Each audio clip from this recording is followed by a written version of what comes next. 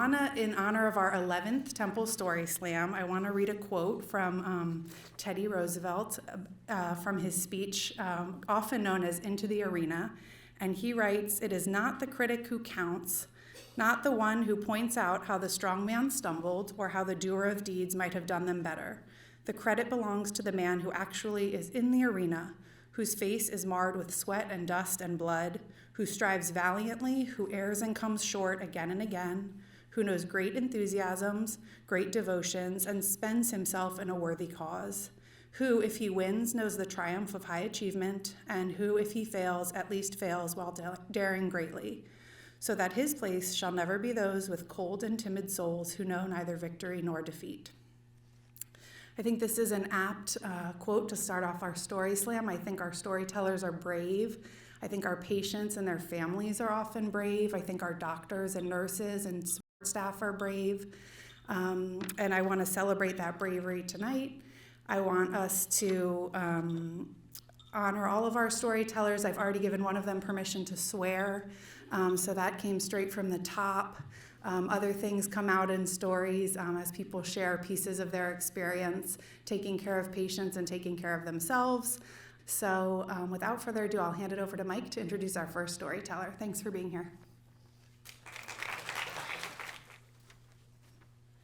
Thank you, Dr. Rosenberg. It's great to see everybody. I want to echo what Naomi said. People have put their heart and souls into these stories. They've shared their vulnerabilities, and I am grateful to all of you for taking that plunge and doing this, and I thank you guys for participating. I thank the audience for being here. The rule is really you get 5 minutes to tell a story. There's a clock down here that our storytellers can see. I have a hook over here that I'll pull. No, I'm kidding. The clock is your friend. Don't worry about it if it runs down. I've gone over all the stories. If they run over, they're only over a little. This is our 11th slam, as Dr. Rosenberg said, and just a wonderful event. We're going to start off with Dr. Jean Lee is going to go first. And Dr. Lee, I have to say, is a Story Slam stalwart. She has probably presented more than anyone, and there's some competition for that. I think Dr.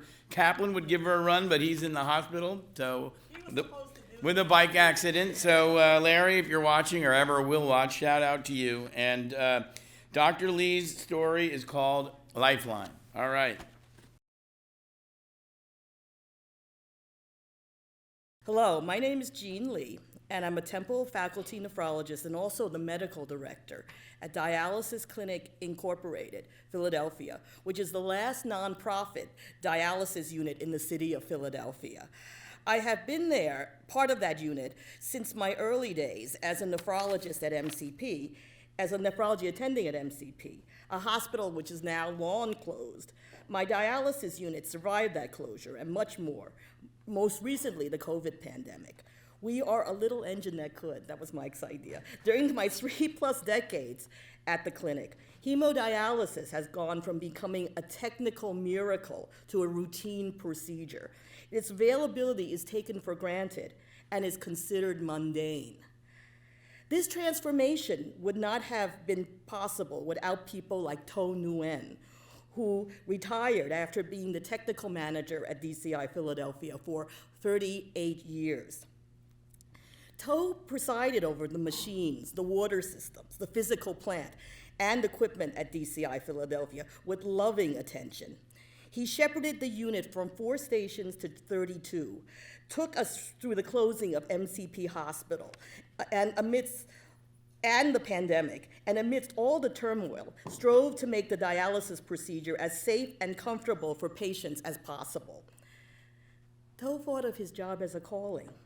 He once told me about a patient who wore a t-shirt that stated, "Dialysis is a lifeline." He made that his motto. He said the water systems and the machines are the heart of the dialysis unit, and this lifeline of dialysis could not exist without people like him. So I knew To had come as a refugee from Vietnam and rebuilt a new life and family in America. He credited our dialysis unit for giving him this opportunity, this lifeline of his own. He raised a daughter who sat right up there, where you are sitting now, and who graduated from the Lewis Katz School of Medicine last year. However, I never realized how amazing his life was until I got this email from his daughter, who is now Tiffany Nguyen, okay? And the email went like this. I had asked her to write this as part of retirement so we could talk about him. Hi, Dr. Lee. I will explain the parts of his life that aren't too private then. My dad grew up in Hue, in the middle of Vietnam, in a small village by a river. He originally went to an cultural school before the war began. I am not sure when or how, but he continued schooling and learned French in Vietnam while tutoring kids and landscaping for richer folks to make money to get by. When the war began, he became an Army dog veterinarian and got the ranking of lieutenant. He fought with South Vietnam on the side of the Americans and became acquainted with my mom's family, who had a pho restaurant in Saigon. He was serving in Saigon. When the Americans decided to leave Vietnam, he had the opportunity to get on a plane and evacuate with them. He thought there would be another way that South Vietnam would keep going. He didn't want to leave his men, and he decided to stay with them. However, shortly after that, he found that the leader on his side surrendered, and the war had ended. He gave his dogs away to a temple, the temple monks, and then was taken away by the communists to a re-education camp somewhere in the jungles of Vietnam. He spent 2 years in the re-education camp, along with other people that he got to know, and became known as a hardworking person at the re-education camp, where they did hard labor every day, surviving on one bowl of rice. Several people decided to escape, and so he escaped with them to Saigon. He was homeless for several years. He stayed at multiple friends' places during that time, who hid him because he was considered a fugitive. He thought about running away by boat to Thailand multiple times, but failed each time. Later on, his future father-in-law read his fortune and told him that his zodiac elemental sign fell under fire and tiger, and so he could not travel by water. So he decided to escape by walking through Cambodia. His best friend and future brother-in-law paid a Cambodian man to get my father safely through the country because the Khmer Rouge would shoot you if they found you were Vietnamese at the time. Essentially, he made it to Thailand and helped set up a refugee camp there. He was one of the few who spoke French and could communicate with the Americans, so they assigned him as one of the refugee leaders. He received books and dictionaries from the nurses who were sent by the American Red Cross there and taught himself English. Eventually, he was managing thousands of refugees from Vietnam, Cambodia, and China for his 2 to 3 years at the camp. When it was his turn to leave, he chose America and was sent to the Philippines before being placed in Harrisburg. He went to community college there while flipping burgers and working as a vet tech for a while in hopes of regaining his veterinary degree. But he became discouraged and depressed, and he dropped out. He decided to try to find something similar where he could help people. Eventually, he saw a posting for a dialysis technician in Philadelphia. He bought a rundown $400 car and drove down to Philadelphia at 4 a.m. in the morning for his job interview at DCI.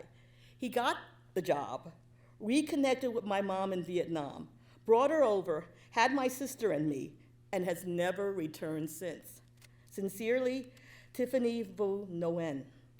So with this story, I say thank you for all you technical people who function in the background, whether it be dialysis units, ORs, hospitals, or other healthcare facilities.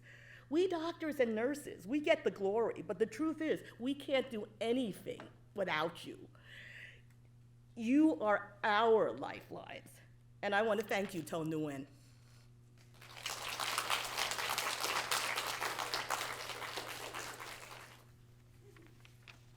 And I want to thank you, Jean. It's always hard to lead off. Thank you so much for leading off. It's a great, inspiring story. Can't believe that you worked with him for 30 years and didn't know that, but I'm sure, well, it's a great he got a little tribute now. We're going to have a change in order now because next up is going to be Dr. Jocelyn Edithel, who goes by many titles, Sister Jocelyn, Dr. Edithel. I'd like to call her Dr. J, but she just got off three nights in a row and is fading, and asked if she could move up, and Dr. Gersh agreed to switch. So this is Dr. Edithel, and her title is Patiently Experiencing. All right. One day, I was running errands at Macy's, and I was with one of the sisters in my convent, and I received a phone call from my section chief. And Rachel asked, "Would you consider becoming the Chief Patient Experience Officer for Temple University Health System?" I was in shock. I could not even finish paying for the plates that I had just purchased. Me, a nun? How would this work? I was already involved in patient experience committee, spiritual care, and other opportunities, and so this was a great chance for me to really serve the community, and I felt that it really closely resonated with me, and I felt called to advocate for the voice of the patient. So I had many doubts, and including whether my congregation would even accept the new role from me, but as the elevator opened, Rachel was like, "Okay, what's your answer?" And I said, "Yes," from my heart. One of the first things I did was reach out to mentors. I was recommended to me that I take the Certified Patient Experience Professional Certification exam, the CPXP exam. Now, I had a hectic work schedule, and as a hospitalist, it was really busy, and after completing an MD and a PhD program, I just didn't know if I had enough enthusiasm to complete another certification. However, I thought it was solid advice, and I decided to pursue this. I actually studied day and night. I was more anxious than actually my internal medicine board exam. So when I took the exam, I was super nervous, and I wasn't even sure if I passed, but I opened up my score, and I passed. Thank goodness. I felt so joyful. This led me to understand that confidence is really what drives much of leadership, as well as having a servant heart. We launched a physician recognition award to celebrate our doctors in a world that really pulls at their time. We see beautiful examples of true and heroic patient advocacy among our physicians, including Dr. Gersh, who switched with me. Thank you. Last month, she won. As a major part of my new role, I help to analyze patient experience scores from surveys and input from online websites to be able to develop a system-based strategy. Recalling my graduate school days when I used to analyze data, I'm now catapulted back into numbers and metrics and data. Like in the movie Matrix, I'm surrounded by numbers, and I'm able to tell the story from the numbers of what's going on in our health system. Sometimes we get requests to investigate lost belongings. Patients have lost dentures, phones, AirPods, and cash. One patient who was homeless and Polish-speaking, he didn't feel comfortable locking up his belongings in the safe, and he had misplaced his identification. My office staff worked for weeks to help him replace it. Actually, I walked into the office and recalling that I was the one that was on service taking care of him when he lost it. So every time I would see him, he'd say hi. Somehow, among the dentures and the phones, I found my heart. They may have lost belongings, but I never want our patients to lose that sense of belonging, that they're truly part of the Temple family. One of the areas that have been most meaningful to me is in the area of spiritual care. We started to look at the needs of our patients and recognize that we needed chaplains, particularly at the main campus. We eventually understood that end-of-life spiritual care was crucial, especially considering our lung transplant volumes as well as our trauma patients. We were able to find leaders from the community and partner, and after training, we actually have more than 30 volunteer chaplains. And they all came from employees and from the community, and we're actually doing our training this Saturday for our third group. We work closely with all of our campuses, including Fox Chase, Jeans, Chestnut Hill, Episcopal. I've been woken up in the middle of the night many times because I put myself on Amion as 24/7 spiritual care support. This is a feat which is daunting, but really needed. It was 3 o'clock a couple months ago when I received a phone call from one of the patients. Actually, she called the page operator herself and said, "Please connect me to the chaplain. on call. And of course, I'm groggy, as I was post nights right now. I had the same kind of groggy feeling. I took the phone, and she said, "I need to talk to someone." So she went on to share all the things that were going on in her heart. She was a young female, and she was really struggling. And she said, "I'm just in crisis. I need someone to talk to me and to listen to me." So she was able to get her story out, and then she said, "Can you please pray for me and pray with me over the phone?" And we were able to do a phone prayer. And afterwards, she was so grateful. I ended up calling the team on call because she was actually starting to have suicidal thoughts, and just was able to connect with them. And I was really grateful that she was able to make it out of the hospital doing very well. I had another call a couple of weeks ago that was around 2 o'clock in the morning. And first the RICU, the fellow called me, and then the intern called me. And it was because a patient had just passed away in the ICU, and they were looking for a chaplain. Now, I can't drive in 2 o'clock in the morning, and I wasn't assigned to come in.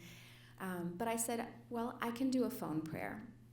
And so the family called me back and said, yes, we would like to do that. And so I was on speakerphone in the room, and we were able to do a prayer just to close and to celebrate his life. And it was a younger father, and his daughter was pretty upset, but was able to find a lot of solace after that. So it gave them closure. Afterwards, the intern and the fellow called me back, and they were very grateful to be able to offer our patients that much care. My father told me once that a patient is called a patient because they need to be patient. I'm grateful to be patiently experiencing what our patients experience here at Temple. We all try to do our best for them, and this is the Temple experience. Thank you.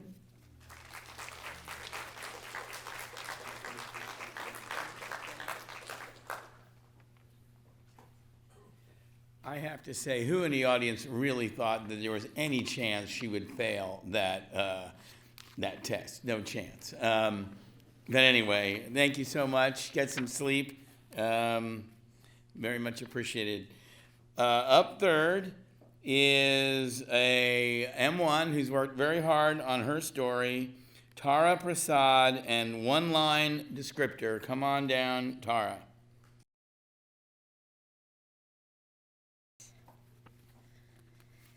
In my journey to medical school, that's how all my medical school admissions essays started with.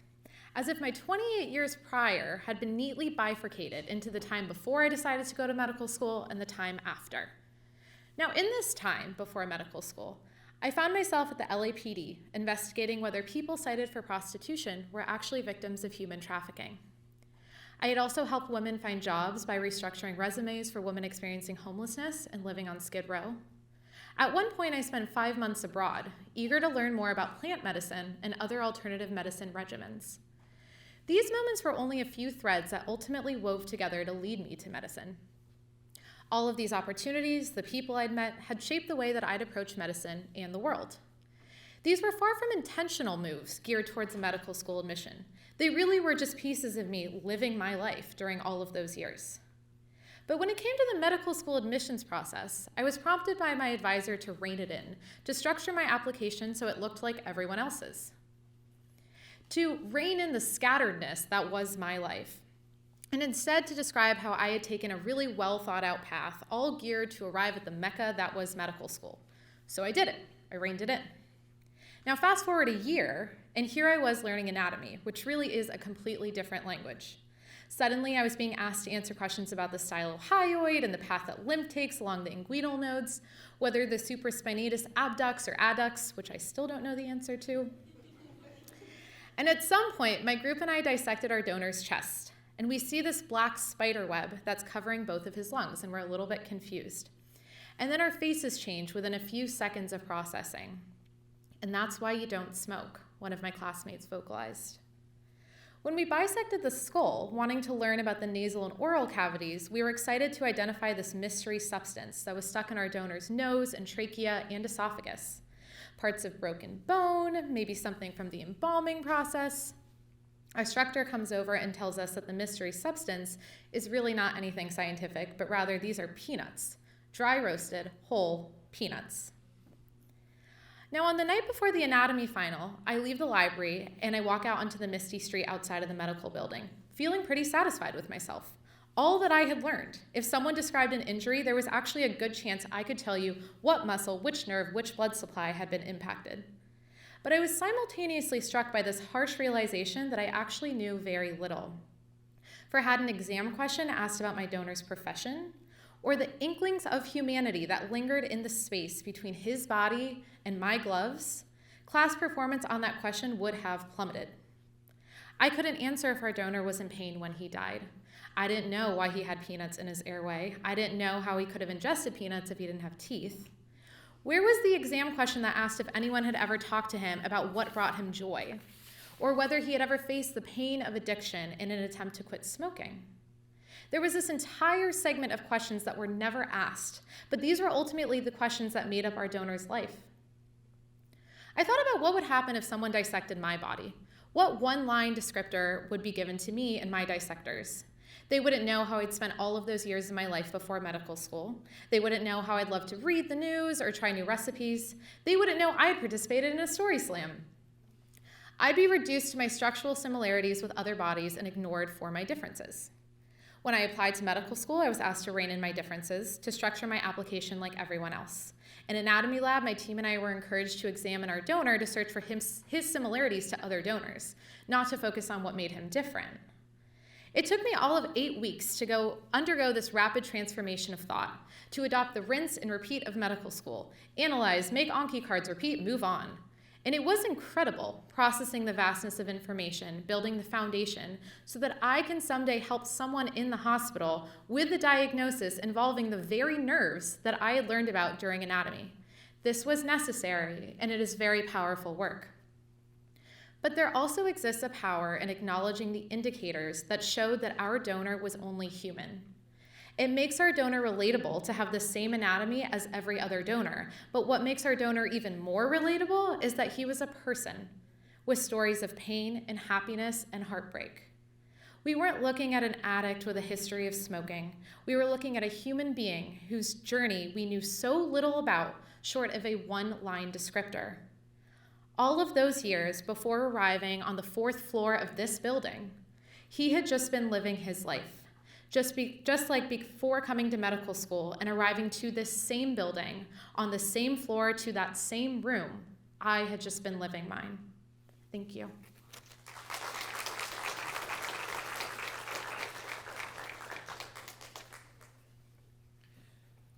Tara, that was wonderful. Thank you so much. Thank you, thank you, thank you.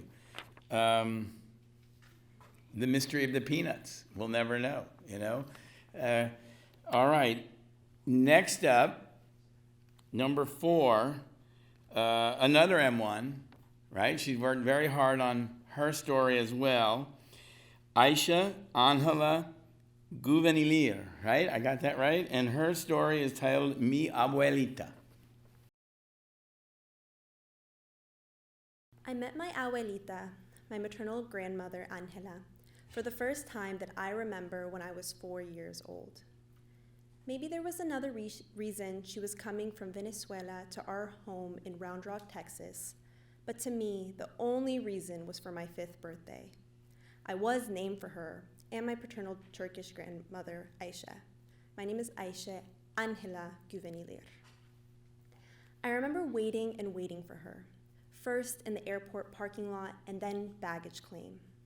Until then, I only knew her through phone calls. I would understand nothing except the love she had for me from the tone of her voice as she spoke to me through the landline in the only language she knew and a language that I had yet to understand. During her visit, I knew that I loved her. Her smell of fresh soap and musk like opening a closet of clean laundry and old leather. Her sitting behind a sewing machine as she made clothes for me and taught me how to sew clothes by hand for my Barbies. Our walks outside with my mom, her planting flowers in the backyard and front garden, the soft hugs she would give me, the way my older 2 brothers could communicate with her, and I couldn't. When she had to go back, I cried. I remember when I went into the room she stayed in, it was empty. I got to see Abuela many times after that, and each time I understood her a little better. By 2012, my family was living in upstate New York, and when Abuela visited us that summer, she was different. She had dentures and strong wrinkles on her forehead. I was 14 and she was 78, but I was taller than her. She was still elegantly put together in a face of beautiful makeup and a button-down blouse. Now, I think how lucky I was that when we got back to our small apartment, Abuela shared a room with me. Through talking with her, I significantly improved my Spanish that I had learned in school. Every day, Abuela would get up at 5 a.m. to pray the rosary and get dressed. She'd always been disciplined and an early riser. When I was at school one day, Abuela fell on the asphalt as she tried to climb into our car. My mother told me what happened when I got home. I felt bad that I wasn't there, helping Abuela get into our minivan like I normally would. As the days went on, Abuela started to get sick. Her knees, already fragile with pre-existing arthritis, started to swell. She had edema so bad her knees looked like small watermelons that could split open with a simple touch. She had a cough and she was feverish. She tossed and turned throughout the night. Suddenly, she couldn't get up by herself, but still, she prayed the rosary lying down in bed. Abuela, a visitor in the United States, did not have health insurance. We worried about the cost of proper medical care for her. While my abuela is Catholic, my immediate family is Muslim. We attended a local mosque near us. There was a sister at the mosque who had been my brother's Sunday school teacher and who, coincidentally, was a geriatric doctor. My mother called Dr. R, who saw my abuela the next day in clinic. Dr. R looked at abuela's knees, listened to her heart, took her blood pressure, prescribed her hypertension medication, all for free. I don't know what else Dr. R did for my abuela, but I remember the huge impact it had. Abuela started to get better, though cuidado mis rodillas still became the most said phrase that summer. Abuela got well enough that when the end of the summer came, she went back to her normal life in Venezuela. One day, when she was coming back from the store, Abuela accepted a ride on the back of a motorcycle, her knees strong enough to handle it. I still smile, picturing her on a motorcycle and the way she must have said to my mom, "Ay, Dios mío, ¿qué hice? Oh my God, what did I do?" after processing what she had done. I stand here before all of you as a first-year medical student. I just finished anatomy last week, alhamdulillah. I am at the beginning of my journey to becoming the knowledgeable, caring physician I aspire to be. Lately, I have been thinking a lot about my abuela, who passed away last year. I think about the care she received from Dr. R that summer in 2012. And I remember who I am doing this for. I want to be rooted in my community, forming true connections, and helping those who do not know where else to turn to, just like Dr. R did for my family and my abuelita. Thank you.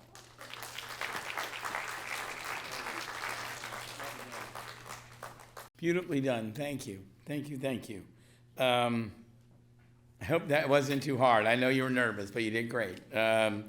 Love it. Okay, next up, we have the one and only Dr. Gersh, who switched with Dr. Edithel. And Dr. Gersh is a veteran of the Story Slam. Glad to have her doing it again. And I'm out of order. Her title is My Father, the End. Go ahead, Dr. Gersh.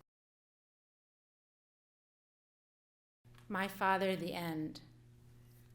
The last Story Slam I did, I spoke about my mom, who recently passed away. That was 3 years ago. Now, 4 weeks ago today, I lost my dad. My mom lived for 90 years and 10 months. My dad lived for 90 years and 9 months. He finally let her win. I'm officially an orphan. I've been trying to find some parents to adopt me and send me on a summer trip to Europe, but I'm still working on that. It's a hard concept to realize that there's no one left on the planet that has known me my whole life. Over the past 3 years since my mother's death, I spent a lot of time with my dad, probably more than I did in my whole life. Every time I arrived at the assisted living facility, he was always well put together. Button-down Oxford, khakis, leather belt, topsiders or Rockports, and a cardigan or a zip-up sweater. He looked like he just stepped out of an L.L. Bean catalog. The visits would go like this. "Hi, Dad. Oh, Susie, I'm so glad to see you. I loved how he called me Susie, since my parents are the only ones to ever call me that. During our visits, I would catch him up on my life, show him some photos of my recent travels, friends, the grandkids, my dogs. Then I would show him some funny or cute animal videos on Facebook, and he would laugh and be astonished. How did you get those? Do you know them? How do you know those people? He never quite grasped the concept of Facebook. After this, and maybe some political talk, I would say, "Okay, Dad, I have to go. Come back soon, I miss you." "I will, love you too." My dad was not an easy man, incredibly charming on the outside, but troubled inside. He suffered with depression most of his life, and as Billy Crystal often talks about older people of my faith, he always saw the glass as half full of poison. It was difficult growing up in this household. He was old-fashioned, conservative, critical, and hard. Despite this, he always had a soft spot for me, probably because I always stood up to him and he respected that. Late in his life, he talked about death and wanting to die, especially after my mom had died and when he became more frail and unable to do the things he loved. His physical body suffered most. It was mostly mechanical, spinal stenosis, and some significant visual issues. Ironic for an ophthalmologist, but we often say in medicine that we end up with the diseases we treat, which portends very badly for me as a general internist, but great for my ex-husband who was an OBGYN. At 90, he was on one medication.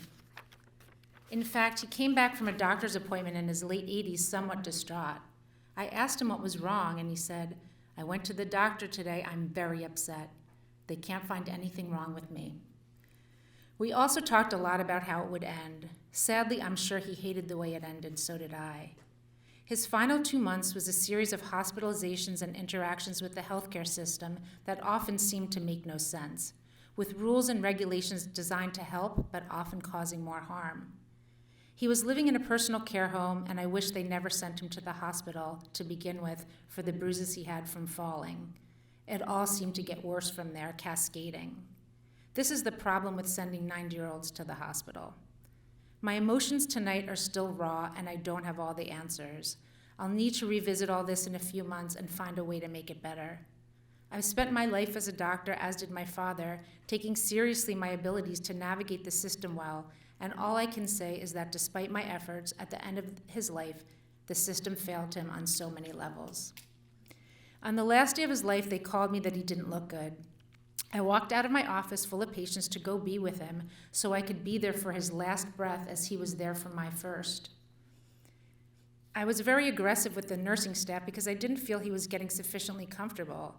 I was hoping we could have made it quicker and less painful as we were all aware of his imminent death. Somehow we need to pretend that nature must take its course organically and this is more acceptable. Maybe I saw things differently because he was my father. In the end, I sat with him, I held his hand, I told him it was okay to go, that his wish to die was finally coming true, that I loved him and would always be with him. I was grateful for that. After my dad passed, I went to my happy place, Martha's Vineyard, for a bit. Usually on my way home, I would call him to check in. I started to reach for the phone and then remembered. I made the call in my head. "Oh, hi, Susie, how are you?" "I'm good, Dad, how are you?" "I'm the same." "Where are you?" "I'm driving home from Martha's Vineyard." "Oh, how nice. Did you have a good time?" "Yeah, Dad, I had a great time." "I'm so glad. I miss you." "I miss you too, Dad. I love you. I love you too. Goodbye."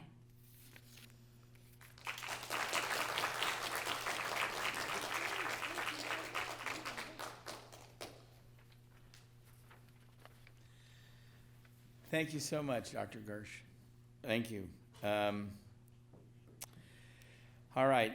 One better than the next. They're so great. You know, I love people pouring their hearts out here and sharing really, really personal things and, you know, tying it together about medicine. Because as I believe, when people in medicine gather and share stories, everybody is lifted.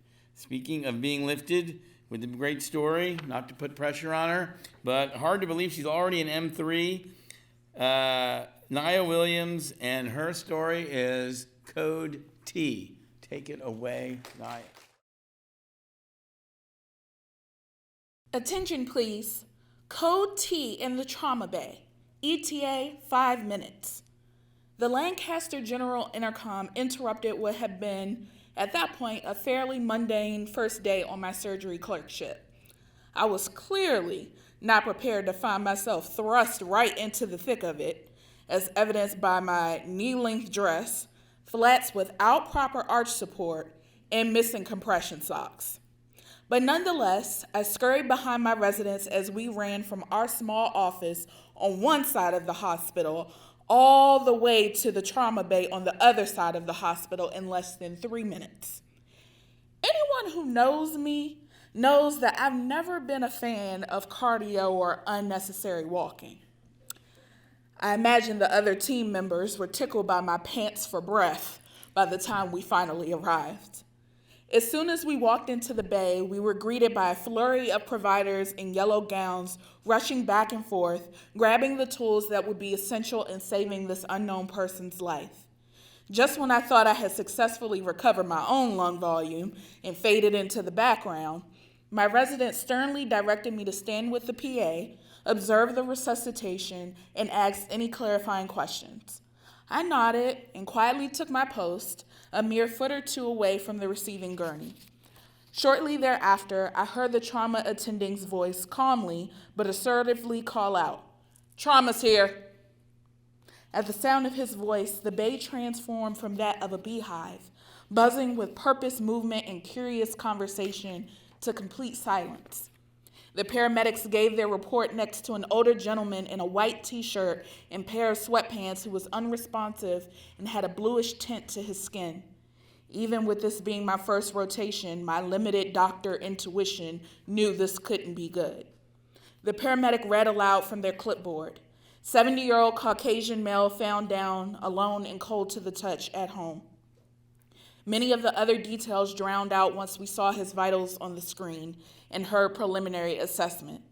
Hypothermic, hypotensive, tachycardic. The patient was in shock. The silence that once permeated the air soon gave rise to that initial buzzing of movement. Nurses were placing lines. The residents were doing ultrasound scans trying to find any bleeding. Technicians were calling out X-ray. And before I could even blink, his clothes were being shredded and tossed away from the gurney with the same rigor I had when I rummaged through my closet trying to prepare for this rotation itself. And just when I thought things couldn't get any louder, I heard the attending shout, "Upgrade to massive transfusion protocol. Give me more blood and more hands now." While I was consumed by my own thoughts, the team discovered that the patient was bleeding out into his chest, and they needed to give back what was being lost as soon as possible. But many of us know this is only a temporary fix until we can actually stop where the bleeding is coming from. I felt myself wondering, will the patient even make it to the OR? What's even wrong? That my questions were soon answered when the attending called for a thoracotomy tray to open the patient's chest right there in the bay. They were going to try and do damage control right there in hopes that the patient could be stable enough for the ER. Soon, everyone began to gather around, added extra coverings to their feet. The chaplain, who was once just holding the patient's wedding ring and wallet next to me, began to move closer. And once the first incision was made, the blood began to spill from his chest, and spill until a small river flowed beneath the team's feet. The sound in the room began to compete with a sense of panic threatening to squeeze my throat when we heard an ominous sound from the heart monitor. Beep. 1 minute became 10, became 20, became 30, became almost an hour. All clear.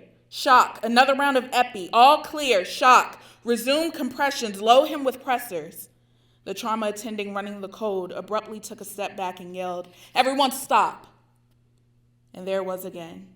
That piercing silence infiltrated the room. Time of death, 16:15. This marked the first time I watched someone die in front of me. The chaplain stepped into the center of the room and called us all to gather around. She said words that were powerful, yet so simple. Take a deep breath with me. Take a moment to honor the life of this patient. Honor the work that you put into the resuscitation. and hold space for your desire for a different outcome. On that fateful day, I witnessed the trauma base shapeshift and transform into everything we needed it to be. A place to prepare, a place to revive, a place to fight, a place to stop, a place to reflect, a place to return, a place to mourn, a place to pray, a place to cry, a place to feel, but ultimately, a place to be transformed in and of ourselves. Thank you.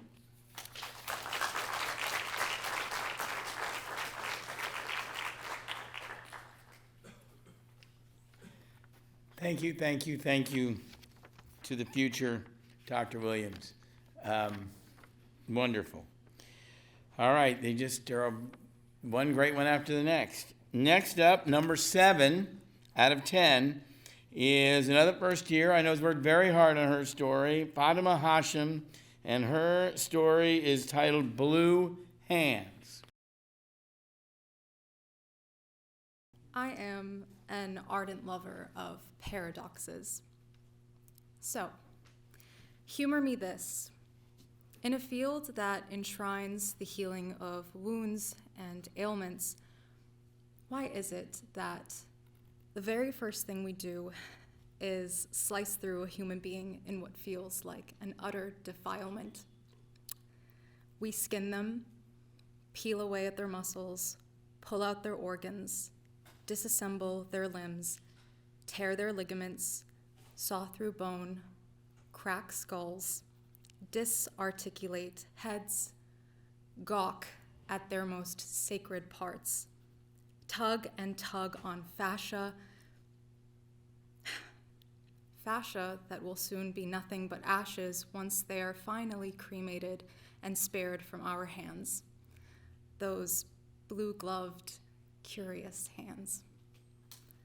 In the midst of such mauling, I wonder if medicine inherently starts with injury, and we, the doers of no harm, we irrevocably assault our first patient. I would like to share with you a quote from the late Dr. Paul Kalanithi, author of When Breath Becomes Air. I believe he perfectly encapsulates the perspective of a first-year medical student, an ingenue like myself, experiencing medicine at its most grotesque. He writes, "In our rare reflective moments, we were silently apologizing to our cadavers, not because we sensed the transgression, but because we did not. Somewhere along the past grueling 8 weeks, I began to wonder when I stopped seeing a human corpse. At what precise point did I start seeing the body as an indiscernible pile of muscle, bone, tissue, nerves, vasculature? When did my top priority become locating the hypoglossal nerve instead of reeling at the sight of the mangled corpse before me? This filled me with a lot of shame, and truthfully, Anatomy Lab has felt as much of a dissection of my character as of our cadaver." I think I just admitted to having an existential crisis, but that is for the next story slam. During one lab session, the beloved Dr. Popoff joined us at our table to help excavate the inferior mesenteric artery. He found it with great ease, I might add, despite the massive aortic aneurysm that had warped our donor's abdominal anatomy. What took us 10 minutes took him 10 seconds.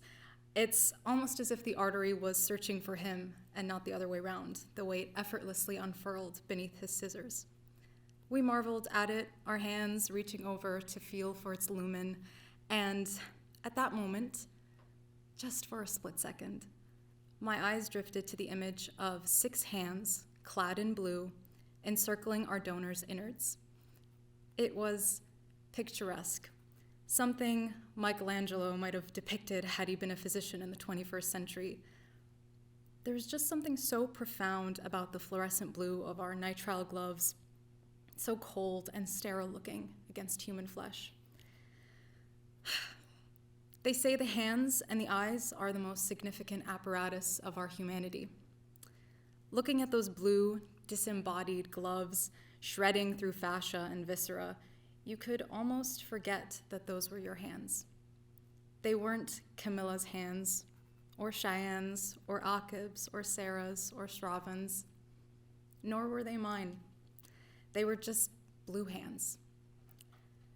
At the beginning of the story, I told you that we irrevocably assault our first patient. The more I think about it, the more I realize that my first patient was not necessarily my donor. Rather, it was me. I am and was my first patient. Every time I stepped into that lab, I had to remedy a part of myself that so desperately needed to be saved. Every time I caught myself conveniently forgetting that our donor was once a person and still lives somewhere in the memories of his loved ones, I had to resuscitate the oath that I took. In the face of such brutal undertakings, it felt as though my principles were at risk of disease.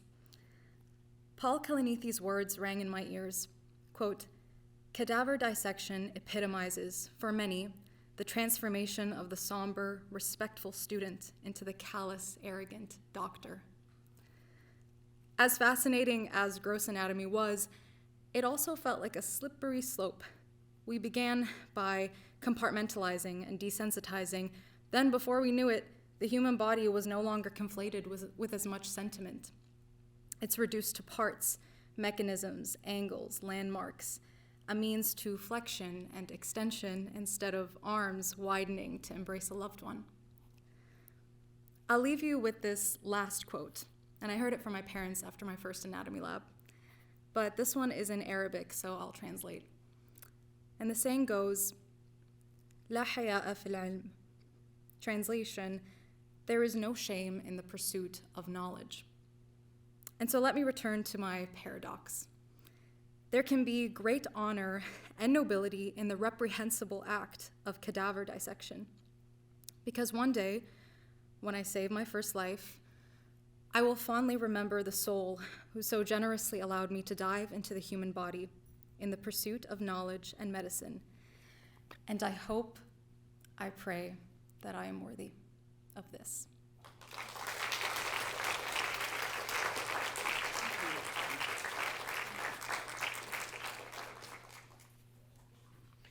So great. So great. Thank you. Our students are our doctors are wonderful too, but our students are terrific. And we also have a wonderful nurse here to present a story. Next up, John Mulligan, RN. He's from organ transplant, and this story he will share is called The Power of Kindness. This story really occurred 37 years ago. For 20 years, I couldn't talk about it, and it still tugs at me, so go figure. In May of 1986, I graduated from a 3-year nursing school program. I went straight from nursing school to a critical care unit. This was unusual back then, and the thought process was that going directly into a critical care position was probably too much for a new nurse. And in hindsight, that was probably true for me. I was about 3 months into my position and heading toward the end of my orientation program, but still working with a mentor every day, every shift. We were working 3 to 11. When I showed up for my shift, I was told that I was being pulled to a step-down unit. I was going to go to a unit that I had never worked on before as an RN. My mentor was not coming with me. I would be flying solo. And by today's standards, this all seems a little crazy, but the thought process back then was different, and thank goodness things have changed.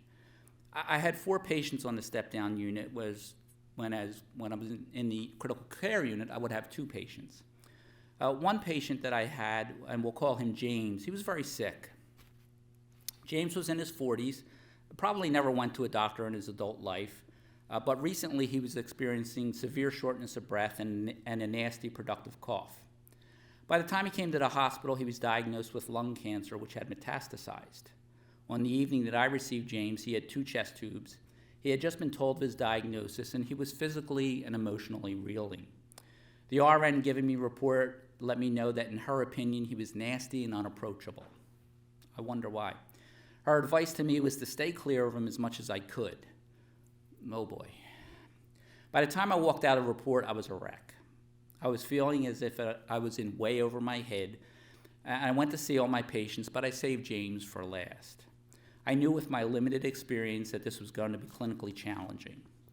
I figured that what I could not provide for him in clinical expertise, I would try to make up an effort in doing whatever I could in providing him with emotional support.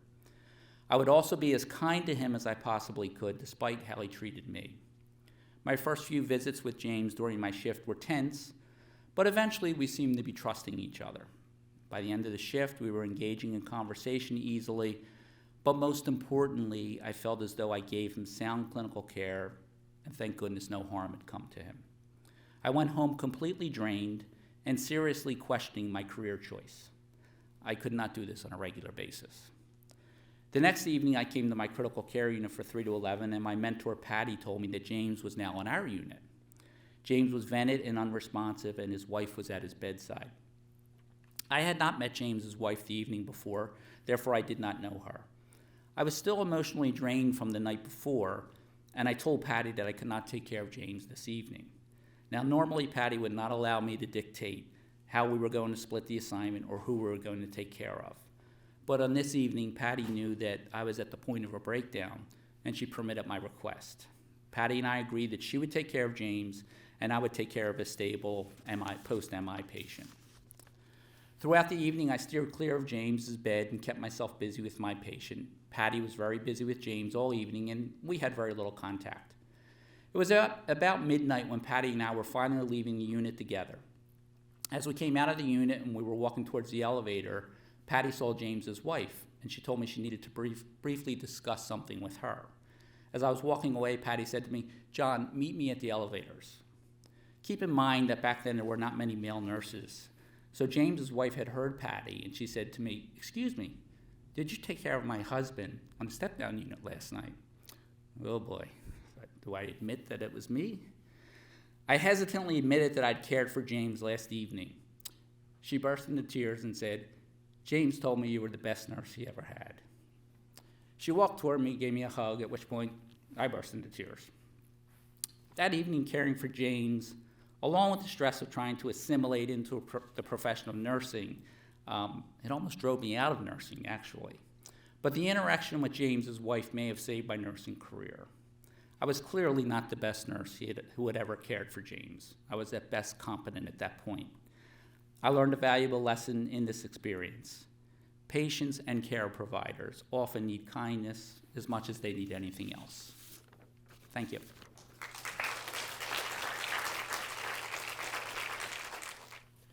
Another fabulous story. Choosing is going to be so hard. Thank you so much for doing that, John. Ninth? This is your fault. It's my fault? Okay, it's your fault, not my fault.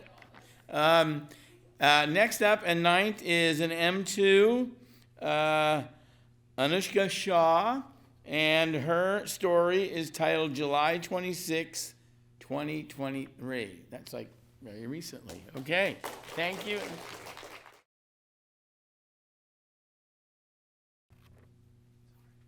July 26, 2023, after Alex Dimitrov.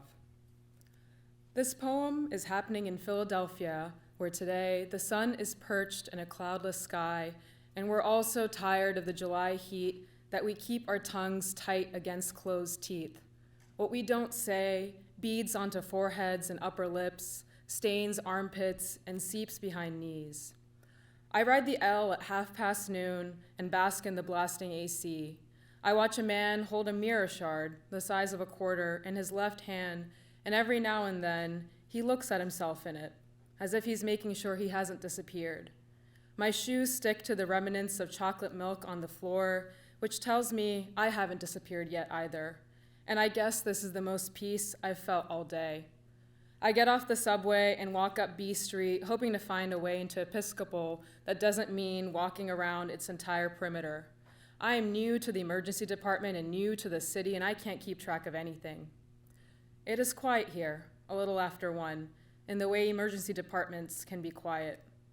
Someone overdoses, wakes and walks, and leaves without giving a name, leaving only the shiny wrapper of chip bags and a cup half full of water. Someone leaves to smoke a cigarette without a splint for his hurt wrist, says he'll walk to the main hospital if he has to go there to see orthopedics for a follow-up anyways.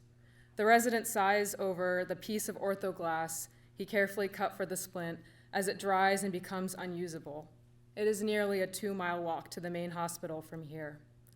Someone has a toe laceration under a matte white acrylic pedicure. Someone is giving benzos every few hours because he swings at the nurses and he is scared, he is screaming, "Get me the fuck out of here!" And the nurses are saying, calm down, sir, we want to help you, we want to help you.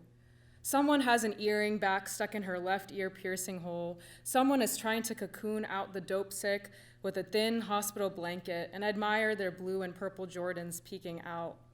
The resident hasn't had lunch yet, and it is nearly 4 p.m. 3 nurses talk about Cheesecake Factory, the first time I see them sit, and an attending arrives for a shift with coffee in his glass jam jar. All of their faces catch light from the many computer screens with the EMR. Someone says a fifth of liquor is not a one-day thing and later winces out of sleep from an IV insertion. Someone waits. Someone gets sutures. Someone is asked what type of sandwich they would like. Someone says, I want to go to treatment. I don't want to do this anymore. Someone puts their head down. Someone waits. I leave before it gets dark. I do not forget the delicate ankles of the woman sprawled on the subway steps. I get home and I get myself a glass of water and I forget to change out of my scrubs for hours. Someone is laughing breathlessly on the phone near my stoop. Someone's dog howls with a car alarm. Someone in Philadelphia is thinking of you.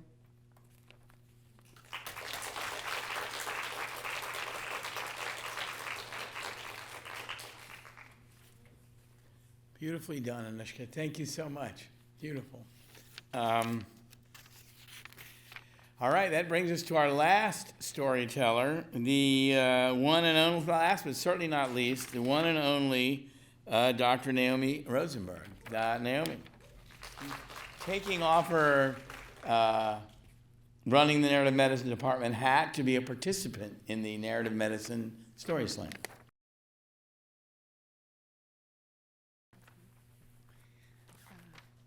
Patient names have been changed. Where does the damp come from?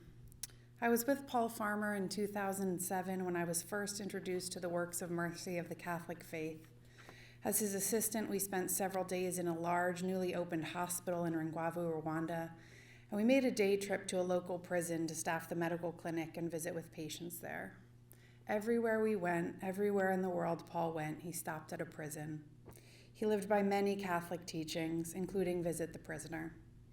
When I traveled without him, he occasionally sent me on my own prison visits, at times leading me to both St. Clair Correctional Facility to visit juveniles sentenced to life without parole, and later to Sing Sing Correctional Facility to thank the men there for their financial contributions to Haitian earthquake survivors. Those 3 prison visits changed the trajectory of my life more profoundly than I imagined they changed any of the incarcerated men I met. Not only for what happened there, but for what I learned by expending the energy necessary to make those visits possible.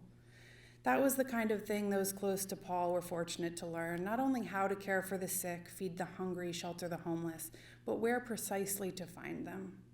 The last work, bury the dead, would begin for me the following year. When I was 23, I joined the staff of Partners in Health, co-founded by Paul Farmer, and as part of my work as his assistant, I helped oversee an informal but mighty program titled Right to Healthcare. We solicited American teaching hospitals to accept Haitian patients for free care when a young child had a medical problem that American surgery could cure. Those surgeries, mainly cardiac or orthopedic, were routine in the United States, but not yet available in Haiti or much of the Caribbean.